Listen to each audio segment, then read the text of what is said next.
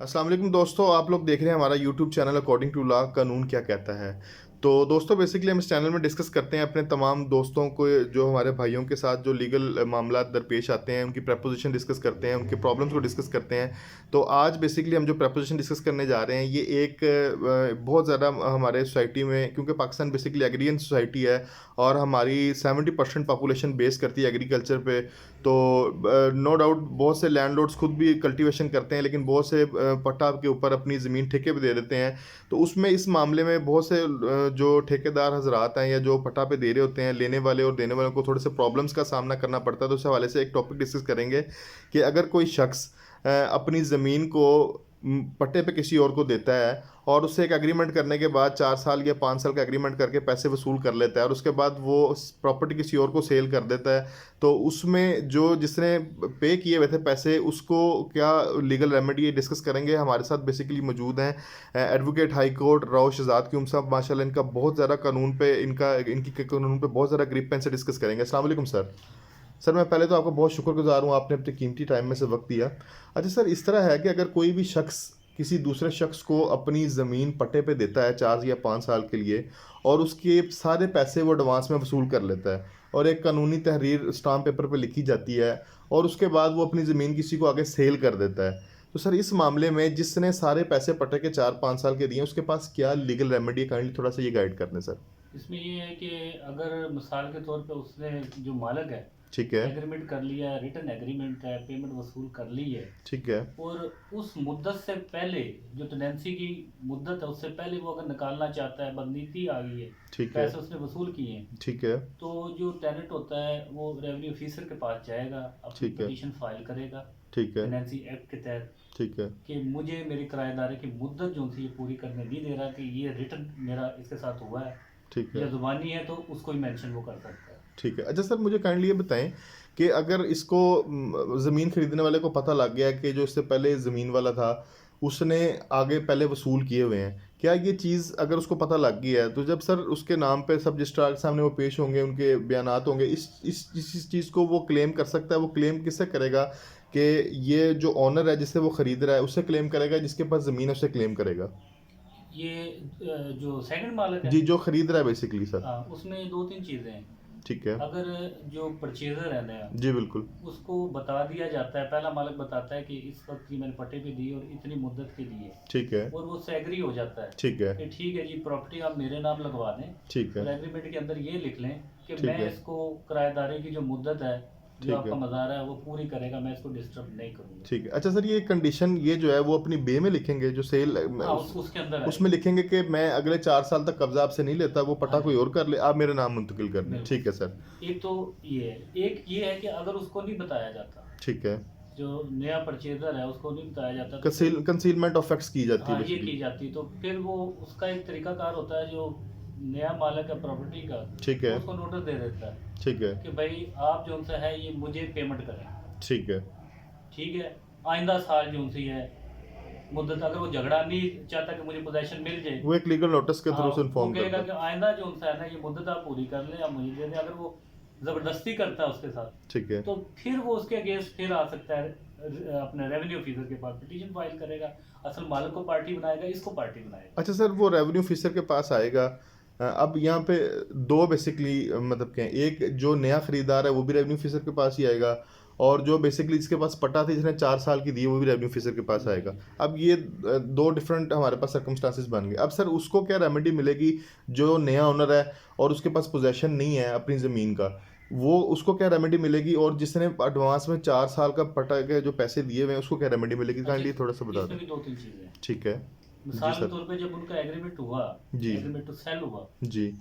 तो वो जो दूसरा मालिक है, जो परचेज करने वाला, वो ये कहता है कि जी आप मुझे फ़ौरन ही पोजेशन दें, ठीक है। बेशक आपके जो मज़ारा है उसने पूरी पेमेंट आपने वसूल कर ली है जी उससे, बिल्कुल। तो आप इस तरह करें, जो फसल उसने काश्त की हुई है जी। उसकी पेमेंट ठीक आप है। मुझसे ले लें ठीक है। या उसको आप दिलवा दें मुझसे, ठीक है।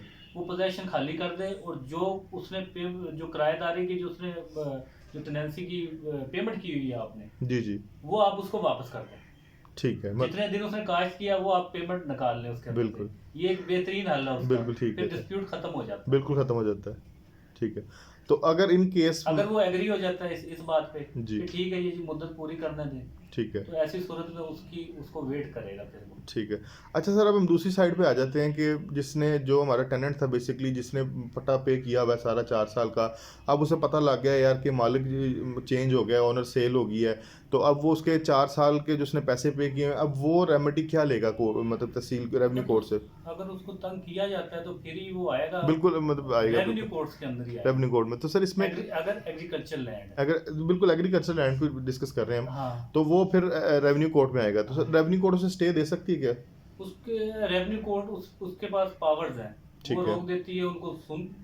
वो सुना जाता है क्योंकि पोजेशन के बारे में खसरा गिरदावरी जो पटवारी है उससे रिपोर्ट्स मांगी जाती है। अच्छा ठीक है, उनसे कि रिपोर्ट्स कौन है मांगी और जाएगी। ये इसकी हैसियत क्या है, ये जो बैठा हुआ है, ठीक तो है। मजारा है, हिस्सेदार है, क्या है इसकी, वो ठीक है। पोजीशन वो क्लियर कर देता है पटवारी भी इसके अंदर। ठीक है, मतलब उसके बाद फिर जो हमारी रेवेन्यू कोर्ट है, तहसीलदार है, वो उसको डिसाइड करती है। हम्म। तो अमूमन सर उसमें फिर क्या उसका सोल्यूशन निकलता है? क्या उसको उसके पैसे वापस दे दिए जाते हैं? उसमें क्या रेमेडी मिलती है जो टेनेंट होता है बेसिकली? उसके अंदर बात का ये होता है कि अगर वो दूसरा मालिक एग्री हो जाता है जी ठीक है। कि ठीक है जी मुद्दत पूरी कर ले, ठीक है। वो उसकी जो पिटीशन है एक्सेप्ट हो जाती है टेनेंट की। ठीक है। अगर वो आया, ठीक है। अगर वो एडजस्टमेंट में आया कि इसको निकाला जाए, ठीक है। ठीक है, और उनका वहाँ कोई कंप्रोमाइज हो जाता है तो वो डिस्पोज ऑफ हो जाती है, ठीक है, उनकी डिस्पोज ऑफ हो कंडीशन जाता तय हो जाती है ठीक हो कि गया। आइंदा मैं इसको जनाब वो जो ठेके की रकम है दूंगा और ये मैं इसको खाली कर दूंगा अगर कोई ऐसी सेटलमेंट हुई। ठीक है। तो ये इस तरह के मामला, अगर वो बाजिद है कि नहीं जी खाली कर, ठीक है। खाली करें ये, फिर वो रेवेन्यू ऑफिसर उसको कह सकता है उसकी जो फसल लगी हुई है जी, जी। उसकी वैल्यूएशन जो सी है उसकी कीमत का तयन करवाता है पटवारी से। तो ये ठीक है। कहता है कि इसकी वैल्यू का तयन करें कितनी बनती है, उसको वो कहता है फिर मालिक को आप पे करें क्योंकि ठीक इससे है। इतने अखराजात किए हैं। जी, जी। ठीक है, मतलब जो पहला ओनर था वो जो उसने जितने भी पैसे पहले ओनर ने वसूल किए 4 साल के, तो वो पहले ओनर से फिर तहसीलदार कहेगा कि आप इसको दे दें। नहीं उसमें एक चीज़ और है, जी। अगर उसमें कुछ मुद्दत उसकी पड़ी हुई है, जी बिल्कुल। कुछ मुद्दत पड़ी हुई है, जी। तो वो अगर उसने पेमेंट पे की है जाहिर है वो तो वसूल कर ली पहले वो मालिक ने। वसूल कर लिया पहले मालिक ने। ऐसी सूरत में अब टेनेंट को पेमेंट नहीं वापस मिलनी, नहीं मिलेगी। उसकी जो फसल है, जी। जो फसल है वो, ठीक है। प्लस अगर एक्स्ट्रा उसने टिनोर अपना आगे लेके जाना है तो जी। उसकी पेमेंट मिल सकती है, लेकिन जहां तक उसने अपना पूरा कर लिया है उसका हिसाब किताब लगाया जाएगा, वो हो जाएगा। वो उसका हिसाब किताब अच्छा सर, सपोज यहाँ पे थोड़ी क्लैरिटी कर लेते हैं देखने वालों के लिए। अगर एक टेनेंट ने ली थी 4 साल के लिए, वो सर 2 साल एंजॉय कर चुका है, उसके 2 साल रिमेनिंग है, लेकिन उसने पेमेंट अगले 2 साल की हुई है पिछले मालिक को। तो अब जो उसके अगले 2 सालों की जो उसने पेमेंट की हुई है, वो उसको कौन पे करेगा? पुराना मालिक पे करेगा या नया मालिक पे करेगा? वो कौन पे करेगा सर? अगर तो इनका डिसाइड हो गया दोनों जो है जी, कॉम्प्रोमाइज अगर हो गया इनका प्रॉपर्टी को सेल करने वाला और जो परचेज करने वाला है जी, कि ये 2 साल का ठेका जो पूरा हो जाए, जी, अगर जो 2 साल का बकाया है कि ठीक है। मुझे फिर इसकी पेमेंट अदा करनी पड़ेगी जो पहला मालिक कहता है। ठीक है, मतलब अगर सर ये तो आप जिम्मे लेते हैं जी, वो उसको आप वापस कर मतलब दें। कि ये बेसिकली दोनों ओनर्स के दरमियान में एक कॉम्प्रोमाइज होगा और वो उसको करके सिर्फ टेनेंट को फैसिलिटेट इसमें करेंगे। तीसरी पार्टी आ सकती है, ठीक है। टेनेंट भी उनके पास बैठ सकता है कि जब उनका एग्रीमेंट हो रहा होता है, जी। जो एग्रीमेंट टू सेल, उसमें उसकी भी जो सी है वो आ सकता है, बतौर विटनेस आ सकता है, ये कह सकता है कि ठीक है जी आपकी डील हो रही है, ठीक तो है। मेरा ये जो सा हिसाब किताब है ठीक जो है। हुआ है जी। टेनेंसी के बारे में एग्रीमेंट हुआ है उसका भी कुछ कर लें, ठीक ताकि है। आइंदा कोई फ्यूचर में डिस्प्यूट ना रहे, ठीक वो है। तय हो सकता है तीनों पार्टीज के दरमियान। ठीक है, मतलब सर इसकी basic legal remedy revenue court में है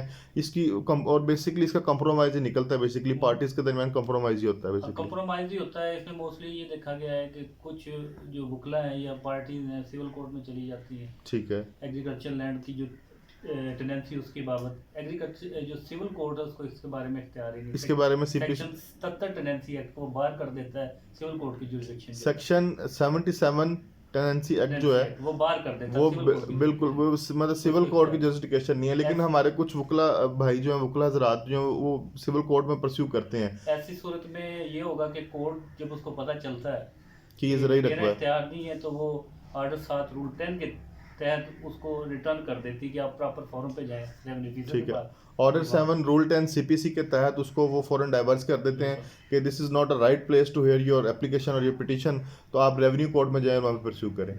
सर आपके इस कीमती टाइम का बहुत शुक्रिया। ये एक बड़ा बेसिक जो एक प्रॉब्लम थी, एक हमारा जो था आपने इसे क्लियर किया कॉन्सेप्ट को। बहुत शुक्रिया सर। अस्सलाम वालेकुम जी।